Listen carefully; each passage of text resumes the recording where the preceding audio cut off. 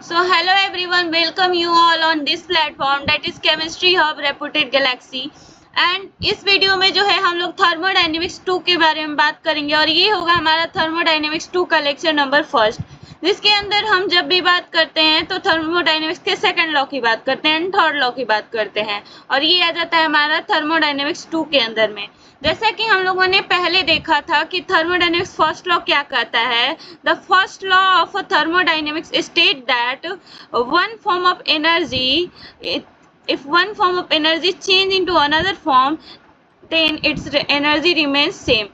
ये मैं बोल कुछ और ही बट यहाँ पे लिखा हुआ है the first law of thermodynamics state that one form of energy can change into another form but energy remains same. दोनों बात एक ही है कि अगर कोई भी जो है हमारा एक एनर्जी है और वो अनदर फॉर्म में जाके चेंज हो रहा है तो उसका जो एनर्जी होगा दोनों के अंदर सेम रहेगा, ये बोलता है हमारा first law.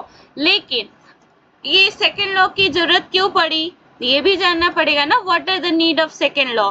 Then firstly we should to know first law और हमने यहाँ पे फर्स्ट लॉ डिस्कस कर लिया है। Now from this given definition, ये जो डेफिनेशन दिया हुआ है इससे हम लोग क्या समझ सकते हैं?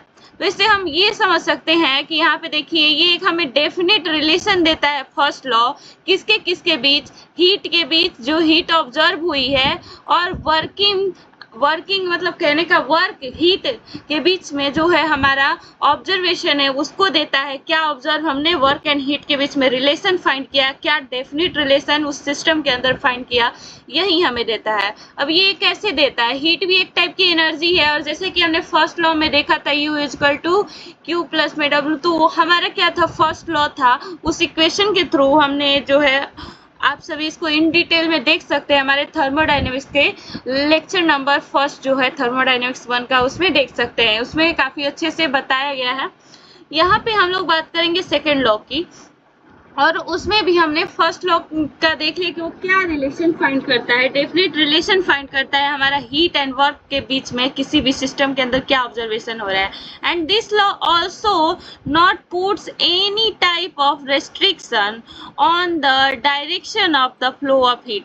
अब ये जो है ना किसी टाइप का रेस्ट्रिक्शन नहीं पुट करता है किसके अंदर में, हीट के फ्लो के अंदर में। अब कैसे पुट नहीं करता? क्योंकि वो वन एनर्जी से दूसरे एनर्जी में चेंज भी हो रहा है, अनदर फॉर्म में चेंज भी हो रहा है, तो एनर्जी सेम रह जा रही है। तो एनर्जी सेम रह जा रही है तो इससे इसका कोई डायरेक्शन का आता पता ही नहीं चलता है ना, तो इस वजह से ये कोई रेस्ट्रिक्शन नहीं दे रहा है, ऐसा कहा जा सकता है। As we know that the melting of ice is an spontaneous process. हमें पता है कि मेल्टिंग ऑफ आइस क्या है, स्पॉन्टेनियस प्रोसेस है। लेकिन जब हम वही आइस को वापस से ज्यादा टेम्परेचर का अगर चाहिए, हमें वाटर जो है बॉयल चाहिए, उसके लिए हमें क्या देना होगा, टेम्परेचर देना होगा। या वो नॉर्मल वाटर ही हमें आइस के फॉर्म में चाहिए तो उसे हमें रेफ्रिजरेटर में रखना पड़ेगा, उसे हमें कुछ ना कुछ उस पर वर्क करना पड़ेगा।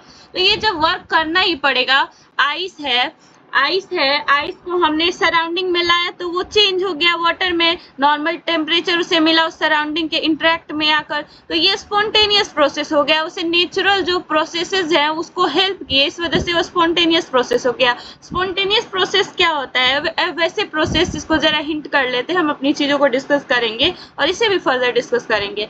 स्पॉन्टेनियस प्रोसेसेस वो होते हैं जिसके अंदर भी हमारे जो होते हैं ना प्रोसेसेस, जितने भी नेचुरल प्रोसेसेस होते हैं उन्हें हमें मतलब आर्टिफिशियल तौर पे या खुद से कोई वर्क देना नहीं पड़ता है अलग से, वो हमारे प्रोसेसेस क्या हो जाते हैं, स्पॉन्टेनियस प्रोसेस हो जाते हैं। लाइक अगर आप किसी हाइट पर से जंप कर रहे हैं, किसी ऑब्जेक्ट को ड्रॉप कर रहे हो तो ग्रेविटी उसको ऑलरेडी खींच रही है, तो क्या हुआ, नेचुरली भी उसका क्या हो रहा है, हेल्प हो रहा है, तो वो स्पॉन्टेनियस हो गया। वहीं पे अगर आपको हाइट पे जाना है तो आपको वर्क करना पड़ेगा। वैसे ही आइस जो है, आइस खुद से पिघल गया सराउंडिंग के इंटरेक्शन में तो वो क्या हो गया, स्पॉन्टेनियस प्रोसेस हो गया। लेकिन अगर हमें उसे वापस से उसी पोजीशन में लाना है, मतलब वो भी एक फॉर्म का एनर्जी था, आइस के फॉर्म में था, अब दोनों वाटर ही है, वाटर का अलग अलग फॉर्म है, वहां पे भी क्या था, वो आइस था, यहाँ पे भी वाटर है, तो फिर हमें वाटर को जब हीट करना हो रहा है, हमें वार्म करना है या बॉयल चाहिए, तो उसे हमें एनर्जी क्यों देनी पड़ रही है? भाई फर्स्ट लॉ तो कहता है हमें किसी एनर्जी की आवश्यकता नहीं है, कि हमें फर्स्ट लॉ में यही बताता है कि वो अनदर फॉर्म में चेंज हो जाता है, उसके पास सेम एनर्जी कंटेंट होती है।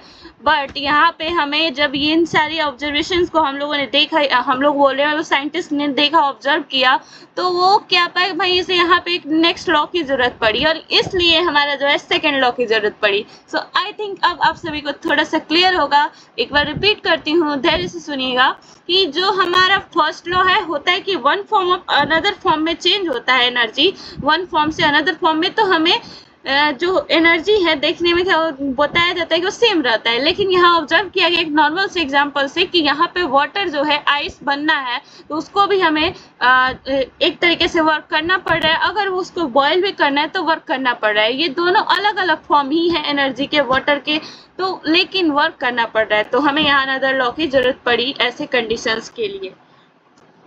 यही सारी चीजें इतनी लिखी हुई है, आप सभी चाहे तो स्क्रीनशॉट लेके नोट भी कर सकते हैं, ठीक है।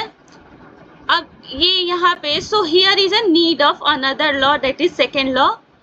और सेकेंड लॉ हमें किस किस चीज को समझने में हेल्प करता है, इसे और नोट करना जरूरी है। Law help us to determine direction, पहला direction in which energy can be transfer, किस वे में एनर्जी ट्रांसफर हो रही है उस डायरेक्शन को डिफाइन करने में हमें सेकेंड लॉ हेल्प करता है। साथ में किस टाइप का प्रोसेस है, स्पॉन्टेनियस है या नॉन स्पॉन्टेनियस है, इस प्रोसेस को डिफाइन करने में हेल्प करता है।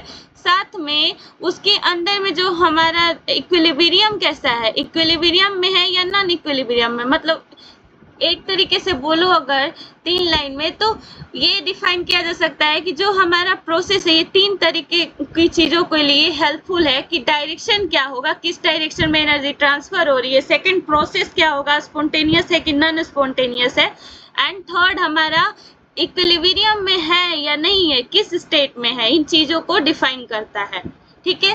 अब हम यहाँ पे डिस्कस कर लेते हैं, जैसा कि मैंने बताया spontaneous process and non spontaneous process क्या होता है।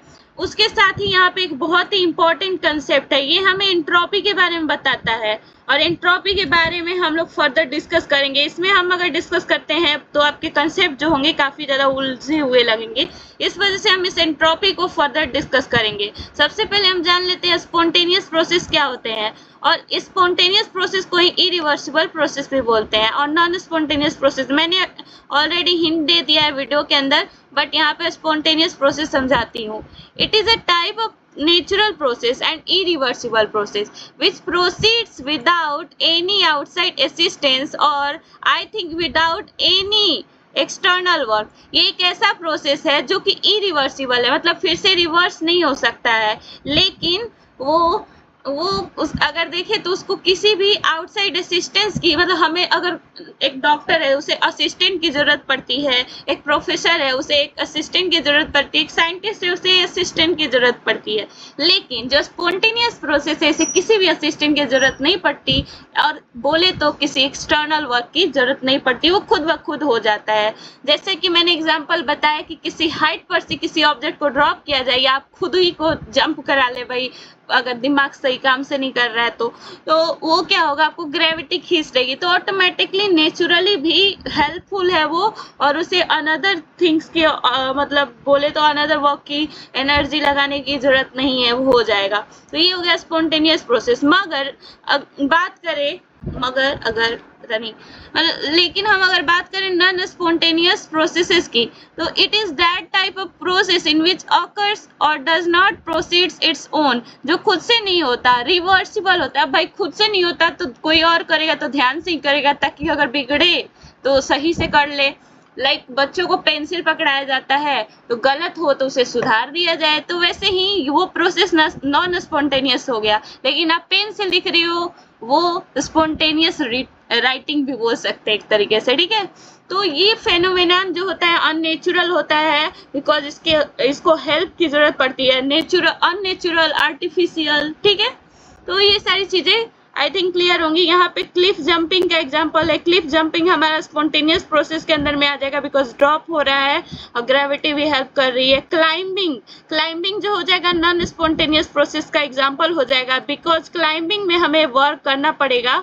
हीट फ्लो जो होगा, अगर कोई एक बॉल है, वो एग्जाम्पल आगे दिया हुआ है, आप सभी राइट, मतलब आप सभी को देखते रहना है नीचे में और स्क्रीनशॉट लेते रहना, ठीक है। तो हीट जो है 2 बॉल है, तो यहाँ पे एक बॉल वार्म है ये मान लेते हैं वार्म है, और ये वाला जो है वार्म नहीं है, कूल है। तो यहाँ से क्या होगा, यहाँ से ट्रांसफर हो जाएगा, ठीक है, एनर्जी ट्रांसफर हो जाएगा और दोनों में क्या हो जाएगा, दोनों का टेम्परेचर सेम हो जाएगा। तो ये एक स्पॉन्टेनियस प्रोसेस है। लेकिन जो आइस वाला एग्जाम्पल था, वहां पे हमें वापस से रेफ्रिजरेटर में रखना था, या रेफ्रिजरेटर से हमें बाहर निकाल के नॉर्मल हो गया तो उसको टेम्परेचर दे करके बॉयल करना था, तो वो नॉन स्पॉन्टेनियस हो गया। तो ये सारे एग्जाम्पल्स थे। स्पॉन्टेनिटी क्या होती है ये भी जानना जरूरी है। स्पॉन्टेनिटी कुछ नहीं है, बस स्पॉन्टेनियस प्रोसेस हो जाता है, जिस टेंडेंसी की वजह से हो जाता है उसे स्पॉन्टेनिटी बोलते हैं। In general the tendency of a process to occur naturally it is called spontaneity. जो प्रोसेस है जनरली ऑकर हो जाता है, स्पॉन्टेनियस प्रोसेस जनरली हो जाता है अपने आप, तो ये जो टेंडेंसी है उस प्रोसेस की होने की, वही स्पॉन्टेनिटी हो जाती है। फर्दर हम लोग नेक्स्ट वीडियो में एंट्रोपी के बारे में डिस्कस करेंगे। और यहाँ तक अगर वीडियो अच्छा लगा हो तो चैनल को सब्सक्राइब कीजिएगा, वीडियो को लाइक कीजिएगा एंड शेयर कीजिएगा। So finally bye bye.